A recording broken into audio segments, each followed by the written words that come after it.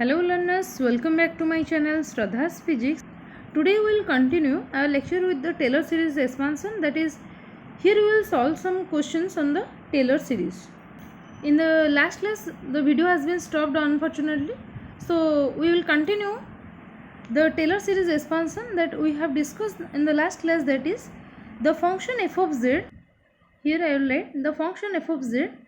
This is equal to the sum over n equal to 0 to infinite, the function equal to n equal to 0 to infinite a n z minus z naught whole power n. When this z naught equal to 0, then this Maclaurin series, this is actually the Maclaurin series, when this z naught equal to 0, then this will be converted to the Taylor series. So this will be n equal to 0 to infinite a n z power n. This is our Taylor series. Taylor series when this z naught equal to 0, that is for the origin. Here if I will consider for the origin, this will give the Taylor series, and this is equal to a naught plus, if I will put n equal to 0, 1, 2, 3, 4 and so on, this will be a naught z power 0 is 1 plus a1 z power 1 is z plus a2 z square plus a3 z cube and so on. Okay, and so on.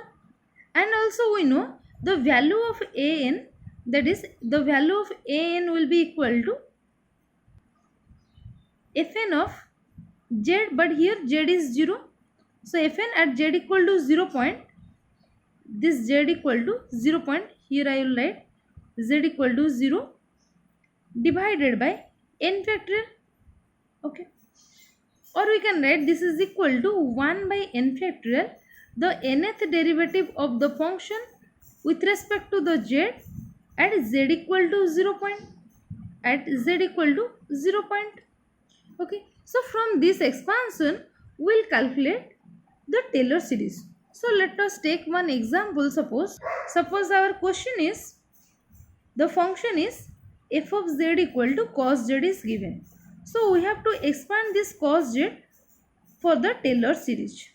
So how you will solve this? Let us see first. You have to calculate this series f of z equal to this much.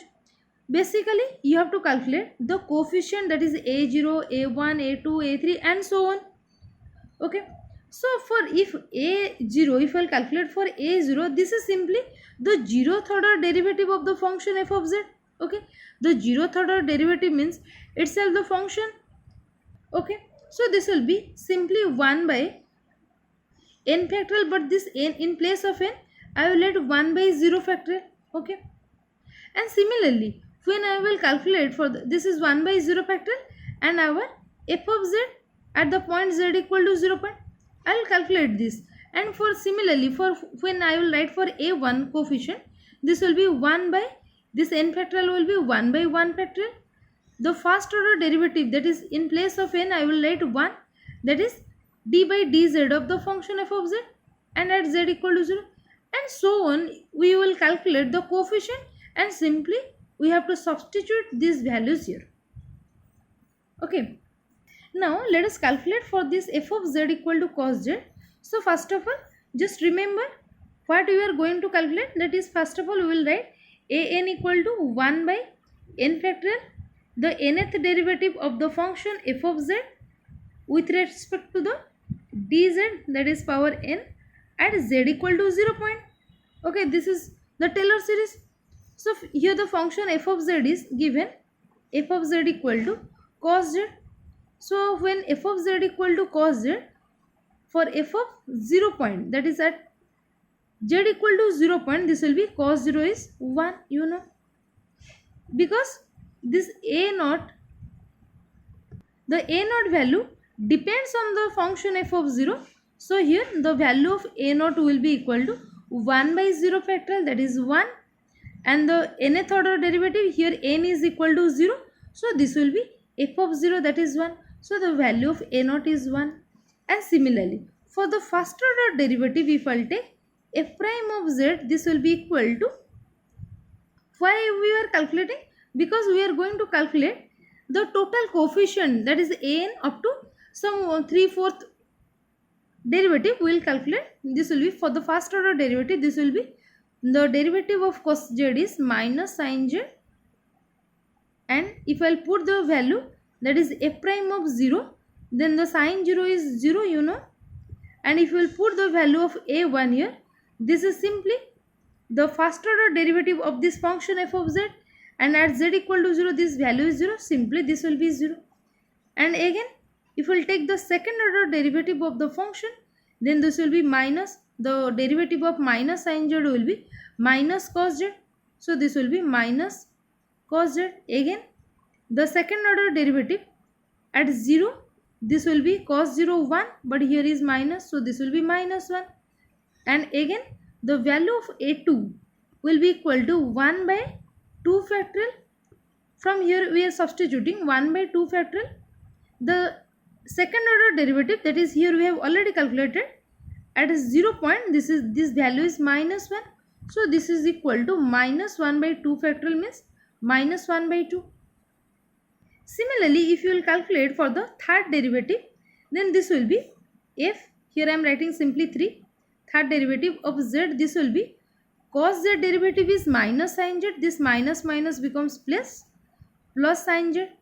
And again, the third order derivative at 0 point, this will be sin 0 is 0, and again the value a3 will be how much you can see here, this will be 1 by n factorial, means 1 by 3 factorial, and the nth order derivative means third order derivative at 0 point, so this will be 0 into 0, it means a3 value will be 0.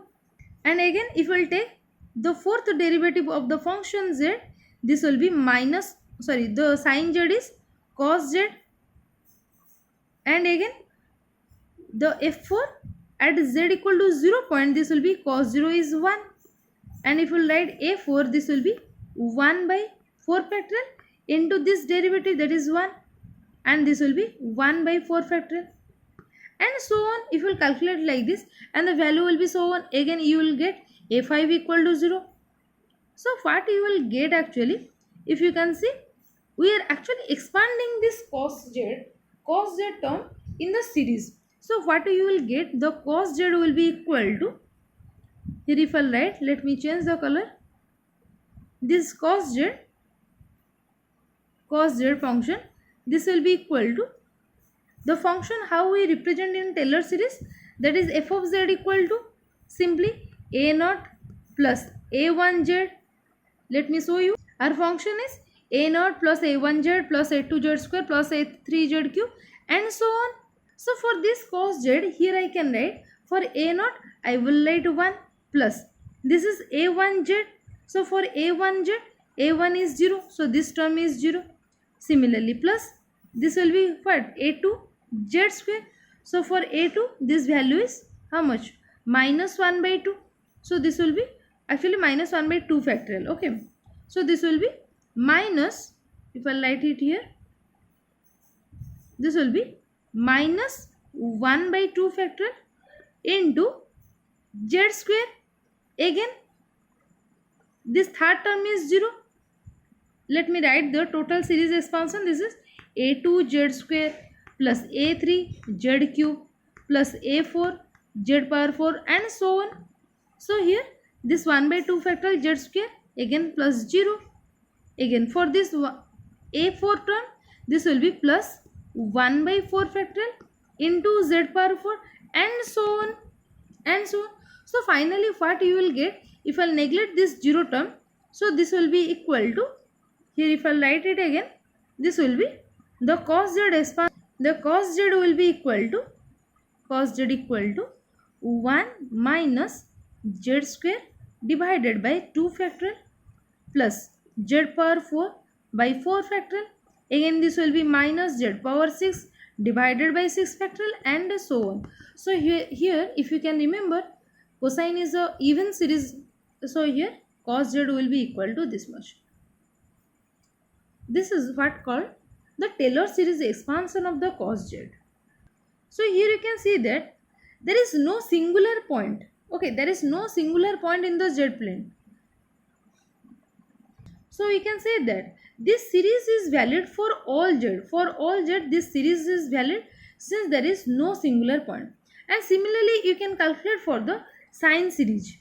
For the sine series, similarly, you have to take the first order derivative, second order derivative, and so on, and you have to simply put here f of z equal to this much. So simply you have to calculate the coefficient, that is an equal to this much, you have to remember, and the Taylor series expansion you have to remember this much, so that you can calculate the function f of z. As here it is given f of z equal to cos z, at point it is given z equal to 0 point. Similarly, if the point z equal to pi by 2 or minus pi by 2 or whatever it is given, simply in this place 0 you have to put pi by 2 or minus pi by 2, pi, whatever it is given. So this is all for today. Thank you.